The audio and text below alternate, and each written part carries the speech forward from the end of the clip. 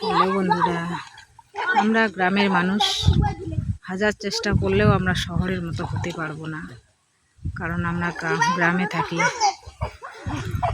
নদী, পুকুর, গাছপালা সব নিয়ে আমাদের পরিবেশ, সব কিছু নিয়ে আমরা চলি। কিন্তু এদিকে আমাদের বাচ্চাগুলো এতটা বারণ করা সত্ত্বেও ওরা পুকুর পাড়ে প্রত্যেকটা দিন আসবে, চুরি করে আসবে, নাহলে কী আর বলবো। আজকে সকাল থেকে চিল্লাইতে আমার দমটাই শেষ। পুকুর পাড়ে আসবে, চান করবেই প্রত্যেকটা দিন।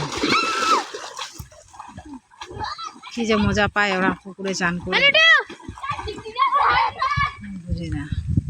আজকে গালি দিতে আসলাম দুপুরবেলা, বাড়ি থেকে চিল্লায় এসে আমাকেই বলতেছে, মা একটু ভিডিও করো।